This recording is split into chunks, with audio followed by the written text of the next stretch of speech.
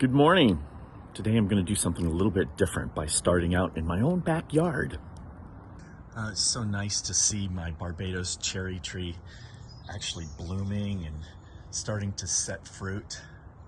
Oh, so nice. So I figured out I've been overwatering this. They do very well with a small amount of water, and I've been watering a little too much, so I'm cutting back a little bit. Same with this guy too. I mean, they're doing fine, lots of new growth and it's blooming, but I think I've been watering a little too much. This is wonderful, seeing my very first bloom on my Jamaican cherry tree. And lots of buds. I've showed the buds before in previous videos, but this guy struggled when I got him, and it's nice to see a lot of new growth, and then he's doing fine now. My big red banana, baby bananas, Chilean guava, my big Goldfinger banana, whoop, with all the bananas in it. Oh, and my passion fruit vines with big passion fruits on it. And let's come up. Oh, there's a bloom right there. All right. And a couple more blooms. This will be the summer harvest. This will be really nice. These are always a little bit bigger fruits and they're sweeter. Pigeon pea finally putting on some growth. This is a support species. You can eat the peas. They're good, supposedly. I've never had them, but we will someday. This is for chop and drop and for shade. Yeah, you can still see the beat up leaves from January's winds, but new leaves are popping out on this guy. Yeah, even there's still some blooms on the passion fruit. There's my view from my backyard. Bad. Another pigeon pea down there. Here's my cherimoya. This guy looks great. I've attempted to hand pollinate some flowers. Yeah, we'll see. My avocado tree with little baby avocados, so that's kind of good. Suriname cherry. Patanga tuba. Up over here, it's my cherry of the Rio Grande with a Suriname cherry stashed in the middle of it. This is my yellow passion fruit seedling that has not bloomed yet, and it's not filling in as much as I'd like, but it's only about 2 years old. My loquat tree, still loquating. My jaboticaba that I'm slowly trying to bring back to life. I have put a soaker hose down here. This goes off for a half an hour early every morning. And look at, everything is so green around it. And because the soaker hose goes for a ways from the spigot, I thought, okay, so I planted a couple things in here. And that is a Mexican sunflower, and that one is as well. So I'm hoping that this grows up and gives me some shade and some green manure right here. Ruby Supreme guava, leafing out. My red Malaysian guava. Not a lot of new growth yet. There's some. Focus. My jujube tree, this thing always puts out a ton of jujubes. Flowers everywhere on it. My red atamoya, leafing out finally. And I notice a couple, there's a flower right there.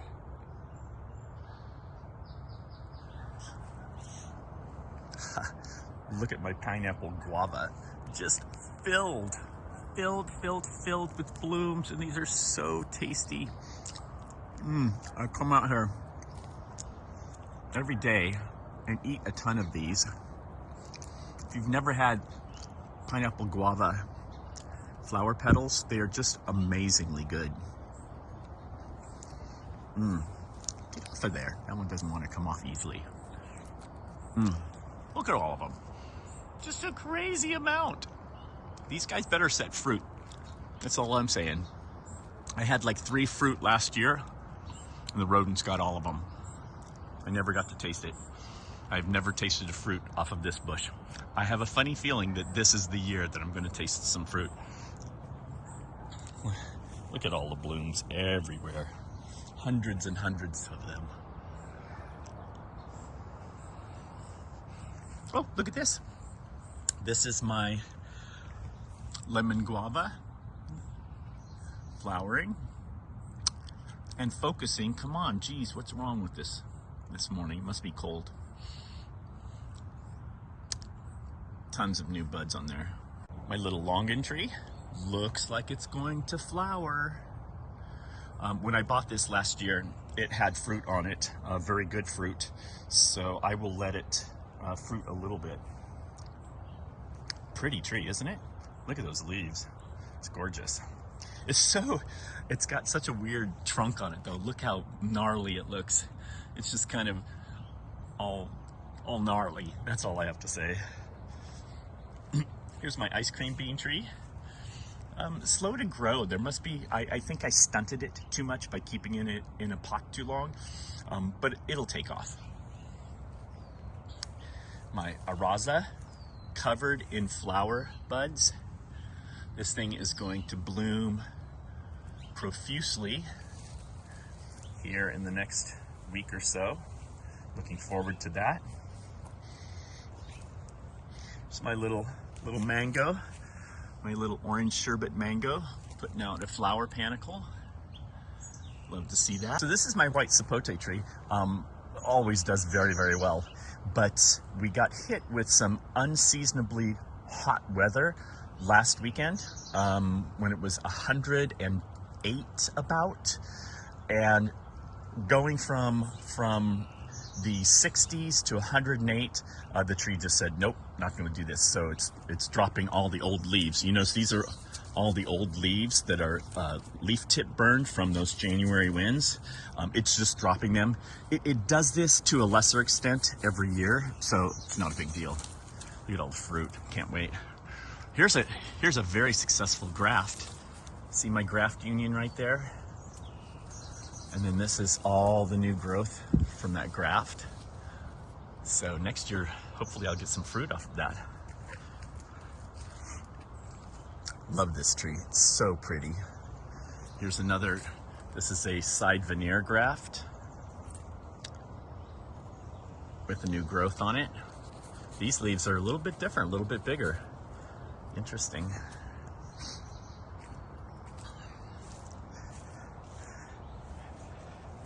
Here's a Santa Cruz variety popping out on the new graft.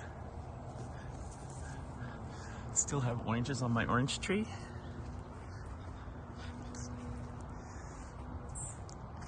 Here's my carambola or starfruit tree. Oh, leaves are kind of, oh, I guess it's just new growth. Looks pretty, it's a pretty tree. I like it. Really hope I get some fruit off of it this year. Dragon fruit, going crazy. Here's my very first dragon fruit graft that I have some new growth on. Wow, look, I need water. Look how dehydrated I look. I'm definitely gonna have to bring some water on my walk. My little micro tomatoes. That's great. Rollinia seedlings. More tomatoes, avocado, cherimoya seedlings back there. And so here is some mistakes that I've made. These are my jaboticaba seedlings. This is all my fault, all of these leaf problems. This is overwatering. Yeah, big problem. Big problem. I need to hopefully get things going. Here's some pigeon pea seedlings, a watermelon seedling, a couple other things in there. Yeah, I'm gonna put my miracle fruit inside the little little tent to try to increase the humidity. Some of the temps got a little low into the low 50s, and it did not like it very much. It likes humidity. Blackberry vines. Got a lot of blackberries, but they were really damaged by the heat the other day. Oh, is that a good one? Oh, that looks pretty good. I'll come out and eat it later on. Here's some little blackberries. They got totally fried in the heat from last weekend. I came through and did some pruning on my grapes yesterday. Set them up so that some of the grape bunches could actually get some sunshine. There's some grape bunches there, some grape bunches there. And what else? Plum tree, doing good, putting out a lot of new growth. And I'm gonna have to read up on how to manage this new growth and prune it and when to prune it. Came through, and yeah, I had a gopher issue yesterday, or a couple days ago actually. Haven't caught anything yet, but we're actively going after the gophers. So here's something that I was very interested about. I've never done a lot as far as thinning on these crops. This is all my amaranth. I have the golden and the red amaranth kind of mixed in, and I thinned them out yesterday morning. What a difference. They grew like an inch since I thinned them. So obviously that makes a huge difference. Who knew? I mean, you learn every day. And here's a couple of my Mexican sunflowers. Harder to grow from seed than I thought.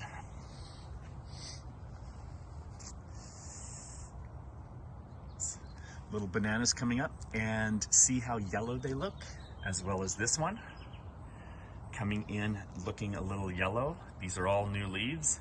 These should be a much darker green. My fault for overwatering.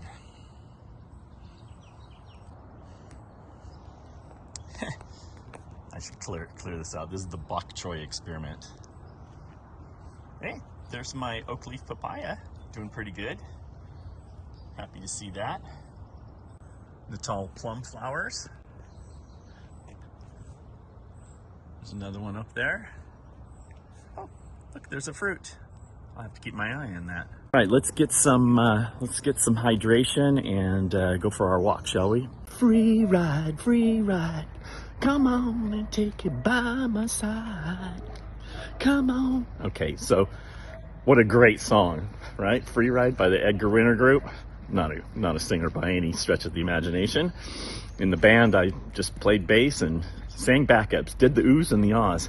But geez, to start out my walk with the sun shining, a little run through my backyard and everything, it's so nice. Always loved this tree. Look at that.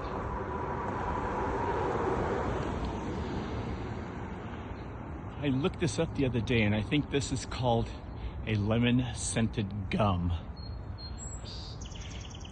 You can actually see, it almost looks like skin. Ooh, looks like it's bleeding a little bit there. Oh, that doesn't look good. You know, not every day is a good day. And I try to start the day just being cheerful with a smile on my face and maybe cracking a joke or something along those lines. And this is random, isn't it? I don't want to be too obvious filming that, but that bus has been in our neighborhood ever since I moved in, and it's never moved. They actually changed the driveway so that they could park that bus in front of it. And the license plate expired, I think it was 2008 or something like that. But anyway, I try to start the day on a positive note with a smile on my face and chipper and happy, because I've found that that kind of sets the tone. You know what I mean? I mean, if you smile and put out the good energy, I kind of feel like it goes throughout the day. I mean, not every day's perfect, but if you try to start out that way, it helps a lot. And a neighbor just drove by and I smiled and she smiled back and waved, and so that's nice. Oh my goodness, look at that monstrosity in the distance. I'm gonna zoom in. That is a new apartment complex. Look at that, just rising up over the neighborhood. I'm sure it pisses off a lot of people who used to have a good view. You know, I noticed this the other day, how this pine tree pops out new growth from the pollen area. What's that called? I don't know. But all the new growth comes out from where all those pollen pods, is that what you want to call them? Yeah. Now this is very nice of this neighbor. Plant cuttings, blue chalk sticks, cactus soil is best, and they just laid them out here. Isn't that great? I don't need one, but what a nice offer. I'm hoping to get to the point to where I can do that with not only my fruit, but also some plants, seedlings, things like that. Just put them out there and say, here, enjoy. You know, have some Suriname cherries or some Barbados cherries or pineapple guavas, or, you know, whatever. I think that would be so cool. You know, I've always had a cute nose. I mean, an acute nose. I love walking along and walking past flowers and things like that and smelling them. You know, if you really kind of focus on some of the scents around you, like I just walked past this house and obviously somebody was taking a shower with an open window because I could smell shampoo. So random. But you know, if you really focus on some of the sights and sounds and smells around you. Oh, hi, little guy. Oh, little squirrels right there. Oh, there they go. Oh, see you guys. You know, if you focus on the sights and smells and sounds, it's amazing. Even just a basic residential neighborhood is alive. It's kind of, I can imagine how, you know, like when my dog started to get cataracts, obviously he couldn't see as well, so his sense of smell, he was relying on that, and walks would take forever because he had to stop and sniff absolutely everything, which was fine. I mean, he deserved it because he couldn't see anymore, so I was more than happy to let him stop and smell. But it's the same thing with folks who are blind. You know, everything, all the other senses are heightened. And even for those of us who don't have disabilities, sometimes you can focus on that and really appreciate some of these things. About a month or two ago, I did a video where I showed this tree and what it looked like after pollarding, which is the process of an extreme cutback on a mature tree. And it was just a bunch of empty arms. Look at it now. Here's something that I talked about a little while ago about the difficulties in getting a cherry tree to thrive in this environment. Look at this. It's got cherries on it.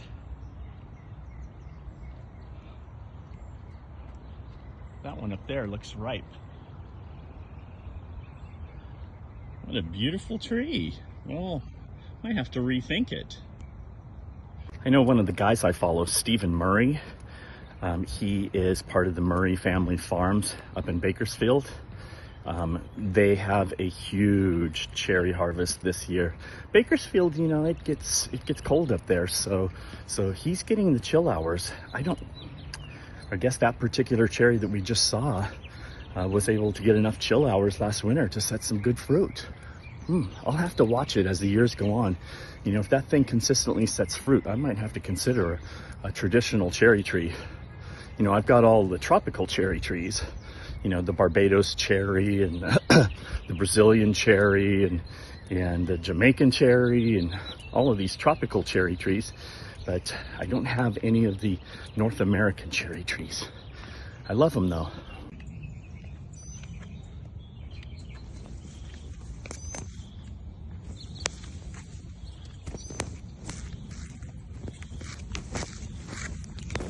Apologies to those who suffer allergies. You know, as I was walking along, I was thinking about something. You know, my seedlings, when I first planted all of them, I thought, well, I'll plant the seed in a 1-gallon pot.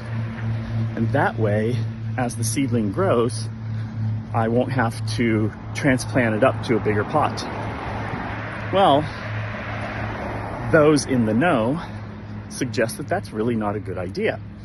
So I planted some of my ginberry and Eugenia capitulifera seeds in solo cups. Obviously I put drainage at the bottom. Those are doing well, except the ones that are outside. I put them outside too early and they got a little cold damage. But the ones inside that are still in the grow tent, they're doing very well. And they're pretty decent sized after only a couple months.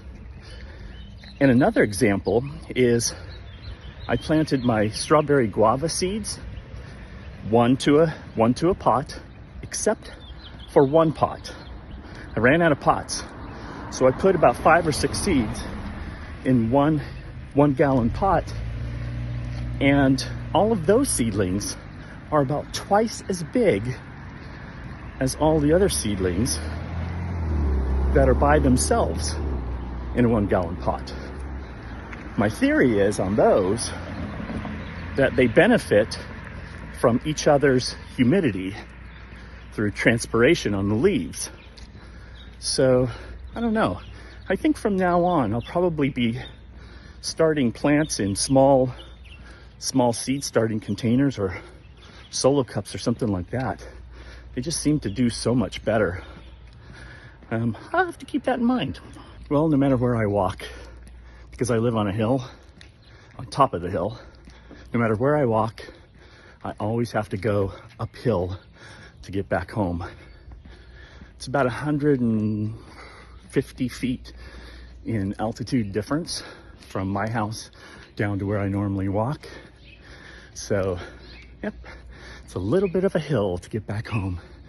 Well, this is my last hill, so everybody be good humans and have a great day.